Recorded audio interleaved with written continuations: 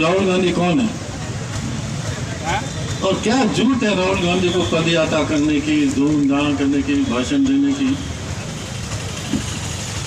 3-4 पीढ़ी में धन दौलत सारे जिसके आदमी कदम चूमती हो, जिसका प्रधानमंत्री का कद उसके हाथ में हो, जब चाहे वो बन जाए, जहां से हिंदुस्तान में चाहे वो MP बन जाए। मनमोहन सिंह जी ने कहा था इनको प्राइम मिनिस्टर बना दीजिए, सोने जी ने मना कर दिया। डिप्टी चीफ प्राइम मिनिस्टर बना दीजिए, सोने जी ने मना कर दिया। मंत्री बना दीजिए, सोने जी ने मना कर दिया। और उसके बावजूद भी घर घर जाना, लंबी पद यात्रा करना, जनता के बीच में जाना, जनता के मुद्दों को उठाना, जुझारू रूप से लोगों के बीच में जाके इस देश की एकता और इस देश की अखंडता के लिए वो आज संघर्ष कर रहे हैं।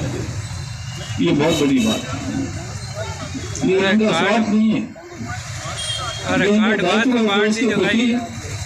जो इस कांग्रेस पार्टी ने इस देश की जो विरासत बनाई, जो सोच बनाया, जो एकता बनाई, सबको साथ लेने चले की एक मिसाल दी। 70 साल तक इस देश में राज करके देश को जोड़ के रखा। उस विरासत को बचाने के लिए राहुल गांधी से निकले और उस विरासत को तोड़ने के लिए बीजेपी पार्टी ने अपने कमर कस रखी। मेरे उम्र के लोग यहाँ बैठे हैं, 60, 70, 73 साल के लोग होंगे यहाँ पर, जिन्होंने इस देश को देखा है, नागौर जिला को देखा है, गांव को देखा है, गरीब को देखा है। जब देश आजाद हुआ था इस देश की क्या हालत थी, एक पिन नहीं बनती थी यहाँ पर। और 70 साल में ये दावा है हम लोगों का कि किसी दुनिया के किसी भी देश में इतनी तरक्की नहीं की 70 साल में जितनी तरक्की भारत ने की है। आर्थिक रूप से, मिलिट्री रूप से, कारोबार के हिसाब से, सड़कें, पुल, बिजली, IIM, IIT क्या नहीं दिया इस देश को 70 साल के अंदर।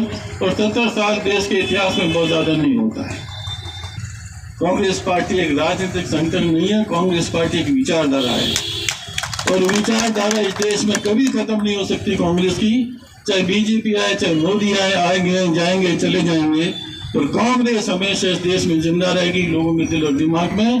क्योंकि आज जो भी अगर बुढ़ा आदमी बैठा है, बुजुर्ग बैठा है, उसका बच्चा IIM बन रहा है, IAS बन रहा है, IAS बन रहा है, इंजीनियर बन रहा है, डॉक्टर बन रहा है, वो जानता है कि कांग्रेस ने क्या किया, कांग्रेस ने क्या नहीं किया। तो उन लोगों से पूछिए इनके पहले जो हालत थे उस देश में, ये कांग्रेस की देन है। और कभी अचंभा होता है कि मोदी जी पूछते हैं कि विकास विकास विकास। लोग कहते हैं कि भाई LN अडवाणी जी को, मुनीमोहन जोशी को घर बिठा दिया और जब आई लेने के लिए युवराज, तो अडवाणी जी बोले भाई विकास का ये एक बार शक्ल देखने दो, उसके बाद मुझे लेंगे। क्या मतलब 14 के पहले कुछ था ही नहीं इस देश में, सपेरे थे, डॉक्टर्स नहीं थे, इंजीनियर्स नहीं थे, सड़कें नहीं थी, स्कूलें नहीं थी। जब मोदी जी बने जब तक तो देश विकसित हो चुका था, आर्थिक रूप से एक बहुत बड़ा मजबूत एक देश अब उभर रहा था। और वो ऐसे बताने प्रोजेक्ट करें कि जो कुछ हुआ है पिछले 10 साल में हुआ है, पहले कुछ देश में था ही। सबसे बड़ी चुनौती आज़ादी के बाद इस देश की थी कि इस देश को ये कैसे रखें, कैसे 36 कौम एक साथ जोड़ कर कांग्रेस ने उनका उत्थान के असर से उठ पड़ा है। और जब आज संविधान खतरे में है, कांग्रेस के किसी नेता ने, राहुल जी तो बहुत बड़ी बात है, किसी नेता ने नहीं कहा कि हम संविधान में बदलाव लाएंगे। और अगर आप देखें लोकसभा चुनाव में भारतीय जनता पार्टी के कितने नेताओं ने संविधान बदलने की बात की, कांग्रेस ने मुझसे सुना कभी आपने कि हम संविधान को उसको चेंज करेंगे। आजादी में कितने शहीद हुए कांग्रेस के नेता, जब जाके आजादी अपन को मिली है। और जिस देश ने आजादी दी, जिस पार्टी ने आजादी दिलाई, जिस पार्टी के नेता और कार्यकर्ताओं ने बलिदान दिया, उस पार्टी को ही देश की चिंता हो सकती है, उसी पार्टी को ही देश को एकता रखने में हो सकती है। तो ताकतों से हम लड़े, चाहे सामंत चाहे ताकतों से लड़े, पूंजीवाद से लड़े, आज वो ताकतें सर ऊंचा कर रही है। आज बीजेपी उन लोगों को ताकत दे रही है जो इस देश के भविष्य के बारे में हमेशा उदासीन थे। क्या पढ़ा है इस देश में, कुछ नहीं पढ़ा है, ऐसा है वैसा है। और आज वो मिला के जिन लोगों ने शोषण किया इस देश का, समाज का, उन ताकतों को बीजेपी ताकत दे रही है। और ये हमें किसी भी स्थिति पे कांग्रेस पार्टी के नेताओं को स्वीकार नहीं है। चाहे हम लोग इन चीज बजानी पड़े, गाँव की घर जाना पड़े, हम लोग जाके संघर्ष करेंगे और इनको मार देंगे। अब पूंजी आप लोग हैं हमारी, शेख साहब का हमारी पूंजी नहीं है।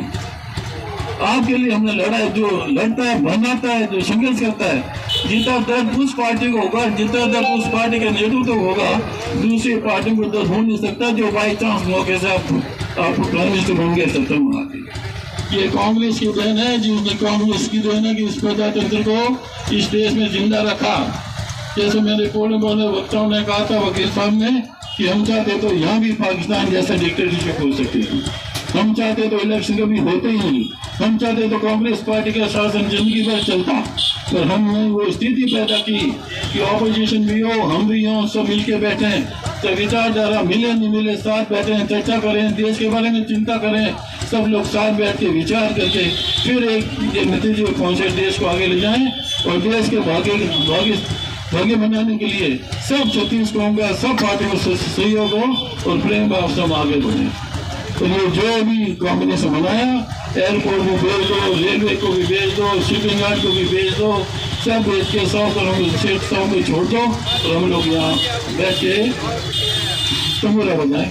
24 घंटे हिंदुत्व की बात करती है। हिंदुत्व क्या है?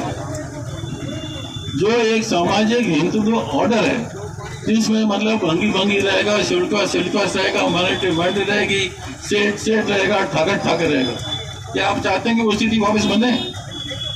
जिस परिस्थितियों में हमें लड़े, जिस ताकतों से हम लड़े, उन ताकतों को ये पार्टी सपोर्ट कर रही है।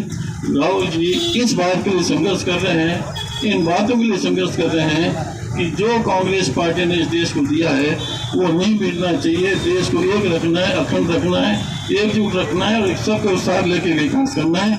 इसलिए धरना देने में आपके